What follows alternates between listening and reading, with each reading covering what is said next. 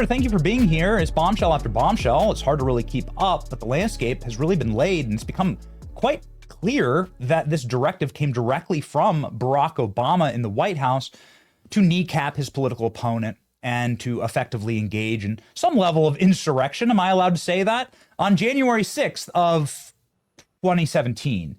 And that's when this official hoax report was written and delivered to Barack Obama. But it was laundered to the media far before then. And this is, I think, plain as day. I'm not sure if you see it the same way. I'd be very interested to know. The floor is yours, Senator. Well, thank you. Thanks for having me. It's great to be with you. I think we're witnessing something truly extraordinary here, which is the attempt by an outgoing president to directly undermine, if not undo, the results of a Democratic election that his party lost. I mean, the truth is that the bottom line is he didn't like Trump. Trump won in 2016. Obama didn't like him.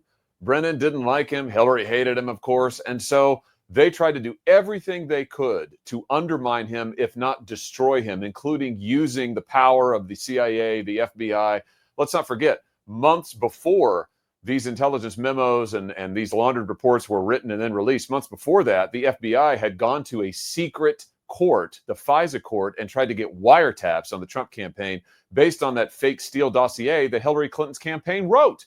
So this was a months-long, really, when you put it all together, it's almost years-long effort by the Obama administration and other Democrat Party officials to directly undermine Donald Trump, to prevent him from getting elected, to interfere in the election when that didn't work, then to try and destroy him, get him impeached.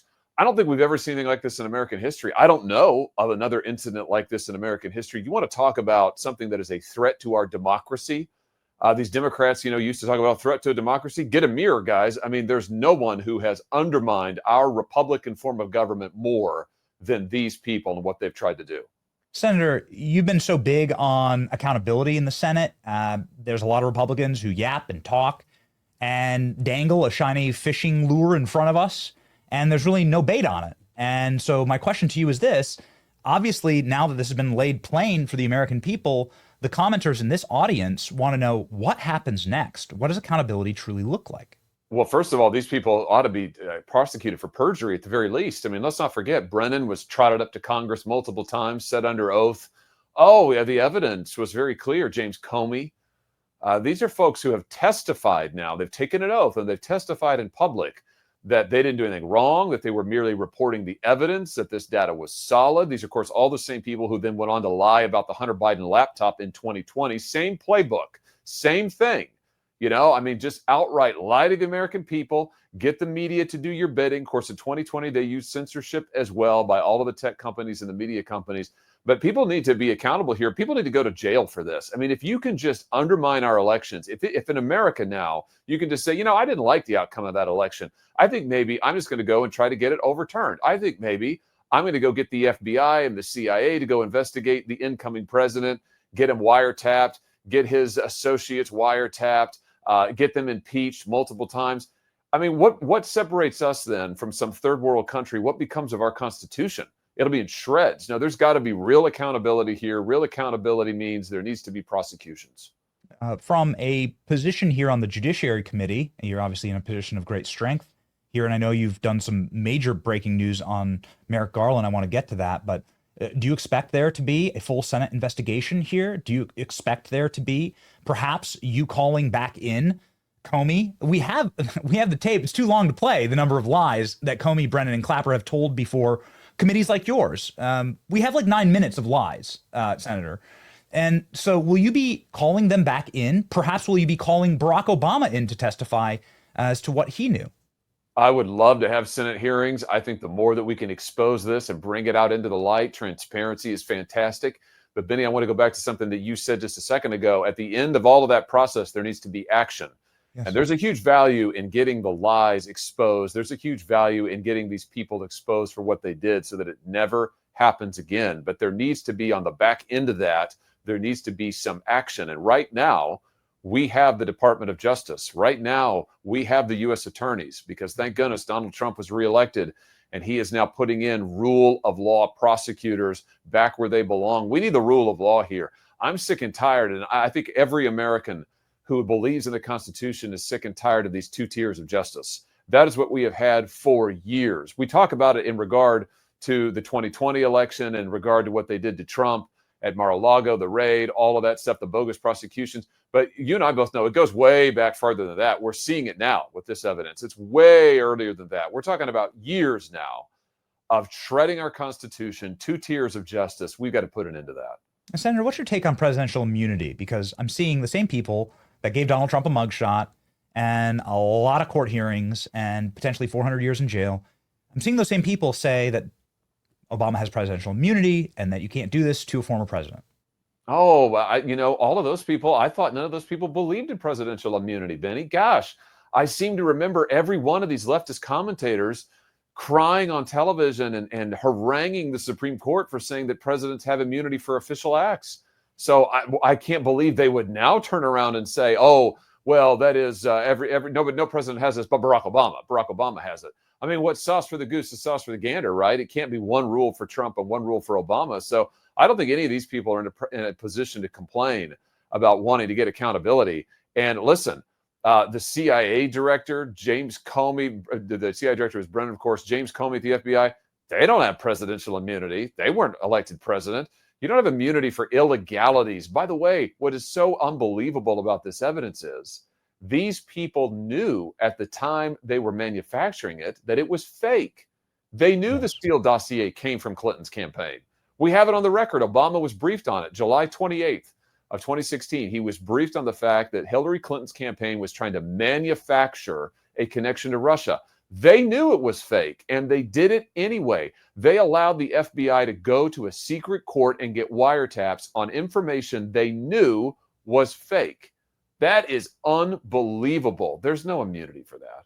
No immunity for that. One final question on this topic, since you're on the Homeland Security Committee, it does seem to be a Homeland Security question, perhaps also an intel question, as to whether you should use Russian disinformation, because they used Russian spies to write the Steele dossier.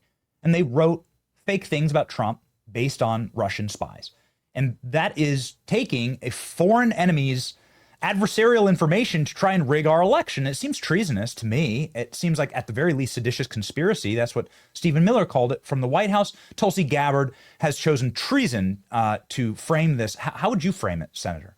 Well, I mean, I don't know how you can. I don't know how you could put any lipstick on this pig. I mean, listen, you look at what they did, and it's astounding. I mean, it is an attempt to subvert our constitutional form of government.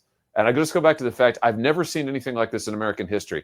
I mean, please, if somebody's aware of something like this in American history happening before, I'd love to know what it is, because I've never seen anything like it. And I try to be a student of our history. The fact that you would have a years-long effort to first interfere in a presidential campaign, then to get the results of it overturned, then to interfere again in 2020, big time, and then again in 2024. I mean, these guys, they never stop. And unless we get some accountability now, Benny, unless the deep state is completely cleared out, unless some people are prosecuted, they'll do it again in the future. This is about giving power back to we the people, which is how the Constitution begins. Not we the deep state, not we the bureaucracy, not we the Democrat Party. Senator, so refreshing to hear you call for actual jail time here. I'm not sure many of your Republican colleagues have the guts to do that. And so that is precisely, of course, what the American people demand. You are the king of whistleblowers in the Senate. I think that would be the right way to frame that. I get it, no kings, but I'm gonna, on the show, you are the king of whistleblowers, and you've brought forth some pretty remarkable work, and you seem to be the guy that any whistleblower within the deep state goes to in order to get the truth out. Are you working on anything at the moment that you can reveal to our audience? Well, we've had so many whistleblowers come to us from the Secret Service, from FBI, Homeland Security investigations over the years, Benny, and we continue to work with whistleblowers. We've had whistleblowers come to us from the big tech companies. And in fact, I was just meeting with one, to be honest with you, earlier today, just before I came on your show. So the short answer is yes, we are working on a lot of things. And I just want to thank all those brave whistleblowers. But since you bring them up, there's one thing I want to underscore when it comes to transparency. We're just shy, or just beyond, I should say, the 1 year anniversary of the assassination attempt, of course, on the president's life in Butler. We need to know everything that the government and Secret Service know about that. You look at what we know now, Benny, what's on the record, it's almost all from whistleblowers. It's almost all from the whistleblowers who came forward to me and to some others and told us things like Secret Service denied drone usage when they had the opportunity to do it. Secret Service didn't actually use real Secret Service agents that day. They were using other agents drawn from other parts of the government. They were understaffed, and on and on and on. That all came from whistleblowers. Yet, we know that the FBI and the Secret Service did their own internal investigations. Where's the evidence and the data on that? We need all of it. We need all of it. So this is another opportunity now that the Department of Justice is back in the hands of law and order people to release all of that stuff. So I would just say again, DOJ, DHS, let's get it all out there so that the American people can see what is going on with their government and what almost happened in the near death of a president, President Trump. Yeah, I mean, we have footage of Matthew Thomas Crooks on the phone. He's talking with someone right before he shoots Trump. We have that. We have the video of it. We have footage and video of it. Nobody's ever explained who he's talking to. I mean, you can see it right here. It's, I guess photo's worth 1,000 words. What's he doing there exactly? Everyone says he has no digital footprint. Well, here he is with a digital footprint. Like, exactly who is instructing him that day? Who is he speaking with? Who is he chatting with? Why don't we have that information, Senator? Great question. There's no explanation. I mean, there's no explanation why we don't have it. This is why it's absurd that a year later, all that we know about this is what brave people who are within Secret Service and FBI were willing to come forward and say, actually, you know what? They're not telling you the truth. Let me tell you something. I think I had over 20 whistleblowers in the last year come forward from these agencies and give pieces of information. And I salute every single one of them. But you know what? Those agencies, the leadership of those agencies need to produce the documents. Why weren't there law enforcement on the roof? I mean, you just pointed out Thomas Crooks is on the roof. He is unobstructed. He can do whatever he wants. Why weren't there law enforcement on the roof? I mean, there's 1,000 protocol violations that day. Why? Who's been held accountable? Nobody. Who's been fired? Nobody. I mean, come on. This is what I'm talking about with accountability. Whether we're talking about the Russiagate hoax, whether we're talking about the Hunter Biden laptop, or whether we're talking about the attempts on the life of Donald Trump, it is time for accountability. Yeah, I just since you bring this up, I have to ask about one of your colleagues, and really upstanding dude, who's named Adam Schiff. And we know he's never lied to the public, and we know he has an impeccable record. Turns out that he's been claiming a primary residence in Maryland, and that he has also claimed a primary residence in California, has been getting a lot of government goodies for that, and that's illegal. The documentation is there, and the referrals to the DOJ are there. What do you think should happen to Adam Schiff? I think that members of Congress ought to be held to the same standard as everybody else, Benny. I think that the rule of law, this is what I'm talking about with 2 tiers of justice. You saw the same thing recently when you had that member of Congress, Democrat, who rushed the ICE facility and assaulted ICE officers and then said, oh, but it's different.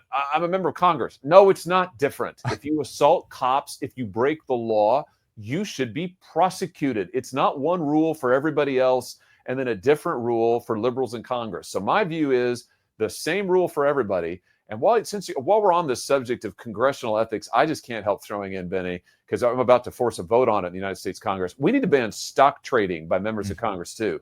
They act like it's legal, like they're following the rules, but they're not. People have gotten so rich, Nancy Pelosi, so rich on stock trading for years. We need to ban that for all members of Congress so that they are following the same rules as everybody else. Just a remarkable populist position. That and term limits, the American people, that term limits and voter ID are like 90-10 issues for the American people. And do you think Congress will ever get around to it? I mean, do you think this will ever actually happen in our lifetime, Senator? Oh, Congress hates all 3 of those things precisely because they are what the American people want. Listen, I'll tell you this, on the stock trading, it is impossible to defend it. I actually got through a Senate committee last year. I got them for the first time ever to approve a stock trading ban. And the way we did it is we just forced a vote, Benny, because when it comes time to vote, it's go ahead, look at the camera, look at your constituents and explain to them why you think you should be able to profit off of information that members of the public don't have. I mean, that's what I said to my colleagues. Go ahead, explain. I'll sit right here and listen. I can't wait to hear it. They can't explain it. And they can't explain why they want to be here forever and not have term limits. And they can't explain why we shouldn't have to show an ID in order to vote when you have to show an ID in order to get into a sports game in America. So listen, I'm with you on all of those things. And what we have to do is constantly force these people to take positions. I'm going to force a vote on a stock trade ban coming up in the next week. You watch. We're going to do it again. And we're going to put people on the record to see where they are. Ooh, Halloween comes early for Nancy Pelosi, beating all of the hedge funds in America. It's remarkable. As an 85-year-old woman, this is really something else. Very quickly, very, very quickly, I know your father, and I know this is a passion project for you. I know that you are also a committed Christian. The spying and the labeling of parents as domestic terrorists, you have something up this morning on it. Apparently, there's breaking news. I think it's not getting the attention that it deserves. I want to just give you the floor, Senator, to talk about this from Merrick Garland and Barack Obama directing the spying on Christian parents. Well, here's the thing that's so extraordinary is for years, Merrick Garland would come before the Judiciary Committee and other members of Congress, other committees of Congress, and say, oh, we were just acting on intelligence. We came to this passively. That's not true at all. In fact, the White House actively solicited that letter, that infamous letter from the School Board Association to give them the hook to go after parents. They actively investigated these parents. They treated them as domestic terrorists. They used the anti-terrorism division, both of the FBI and of the Justice Department, against these parents. This is outrageous stuff. And at the same time they were doing that, Benny, they were trying to recruit informants into Christian churches across America. I mean, again, this is the kind of thing, if we don't stop this now, if people aren't fired for this now, if people aren't prosecuted when they've broken the law for this now, it's going to go on in the future. It's going to become the norm. We cannot allow that to happen. We have to protect our rights to religious liberty, our rights to free speech, or we're not going to have a free government anymore. That's just the bottom line. It's so refreshing to hear it, Senator. it's like, man, can we just, I'm not into human cloning, but if we just clone Josh Hawley and get 100 senators like this, I think we'd be able to save the country. But ladies and gentlemen, we got one, and you should follow that one, Josh Hawley, right here. He's got millions of subscribers, 2.3 million. Ladies and gentlemen, Josh Hawley is cooking from the Show Me State, and Josh Hawley wants to show you some, hopefully some deep state arrests. Follow along. Thank you, Senator. Thank you.